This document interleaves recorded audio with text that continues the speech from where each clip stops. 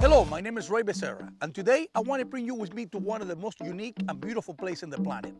It's like a labyrinth filled with wildlife, and it's called the 10,000 Islands.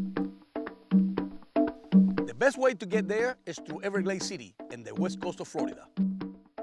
I recommend that if you want to go to this island, you better bring a guide with you.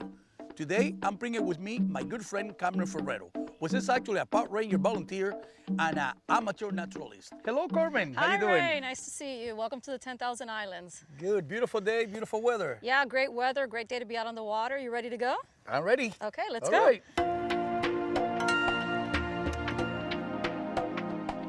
As you can tell, Ray, it's pretty challenging to navigate these waters because you can go from being really deep in some of the channels to really getting into shallow, just inches of water in some places. Well, that is why they call this place 10,000 Island. It's really 10,000 Island.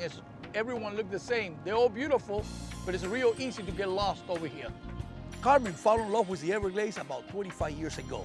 And from that day, she's been exploring this place every chance she has. The 10,000 Islands is an important place for nesting birds. Yeah, we can see ospreys right there, actually feeding a baby right now. Ospreys is very common over here in the Everglades. It's one of the fishing hawks that we have around here. Osprey normally build a nest in big trees, but sometimes we can see on top of telephone poles, channel markers, and signs. Osprey usually have between 1 to 3 chicks. This one has 2. We're going through one of the main channels to make it to an island called Indian Key. These islands are formed by the storms, accumulation of shells, and the vegetation that you see around, the mangrove. It's beautiful out there. Oh look, red mangroves. Yeah, a red mangrove seed pod.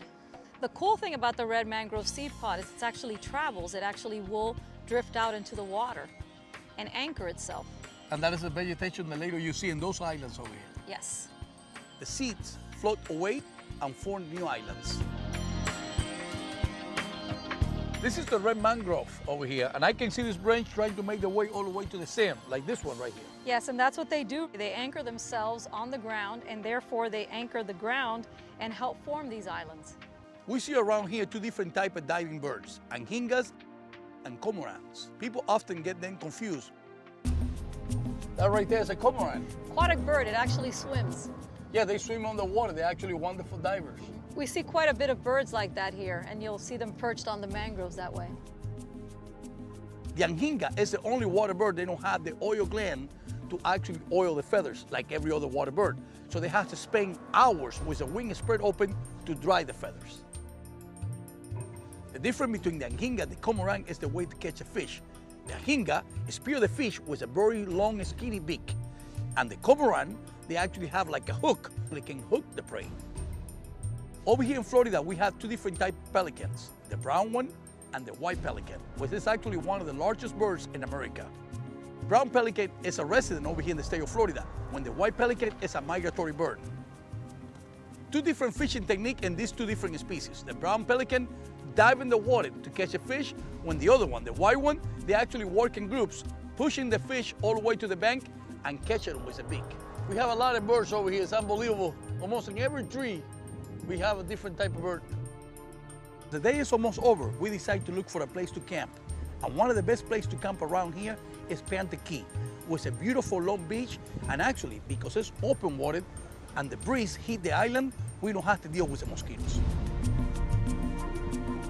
The 10,000 Island is known to have one of the most beautiful sunsets in the west coast of Florida. And today, we have an example.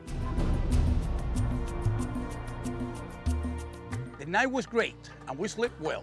But in the morning, we have a real big surprise.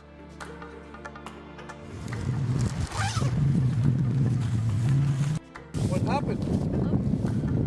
Oh, you should know if you come over here, tide can be a big problem.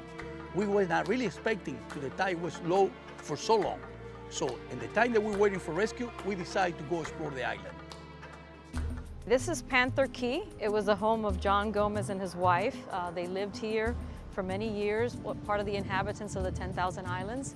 Lived well into his hundreds, would fish, was always active, and supposedly died when he went out fishing, fell off the boat and drowned. So what kind of house do you have over here? Like a cheeky hut? Yeah, he had kind of like, you know, the typical cheeky thatched. It's a beautiful island. I mean, Yeah, it's a beautiful it really is. place. You can see some coconut trees and some other vegetation that actually brought over here by somebody.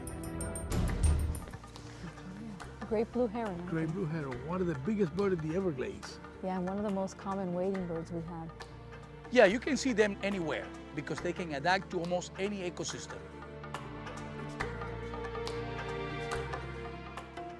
Saltwater marshes are very important habitats for all types of wading birds. Yeah, we see a tricolor heron and we see the ibis. Yes, they all just kind of position themselves waiting there. As the tide goes out, the fish get trapped and they just feed.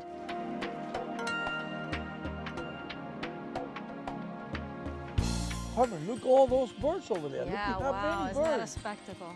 Beautiful, wow. You really have to be out here to see just how magical that is.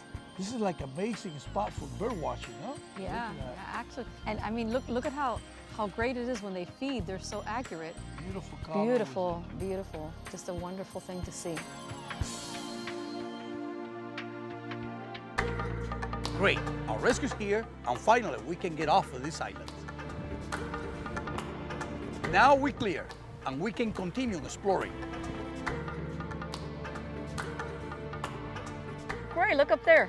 Oh wow, that is a swallowtail kite, one of the most beautiful birds in the Everglades. This is where they raise the babies, but it's a migratory bird. They migrate all the way down to South America. They come back in this time of the year. Yeah, look how it swoops down into the trees and stuff. Yeah, he bugs and insects. He catch on top of the trees. So very rare he perch. Over here we have one of the thousands of creeks that we have in the 10,000 islands.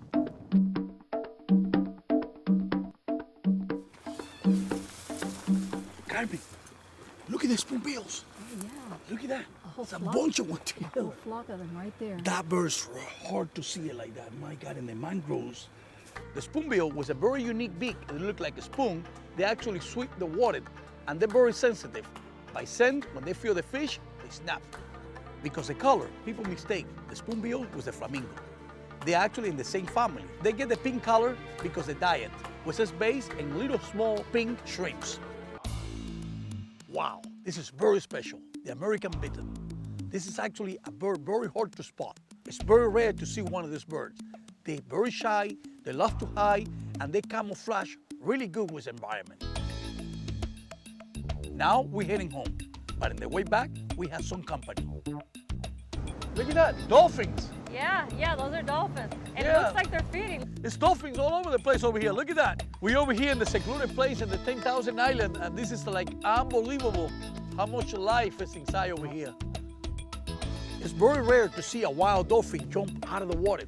I really see this only in the Miami Aquarium. Like right there, right there, right there, right there. Look at that, the whole family right there. Look at that. I almost can touch it with my hand.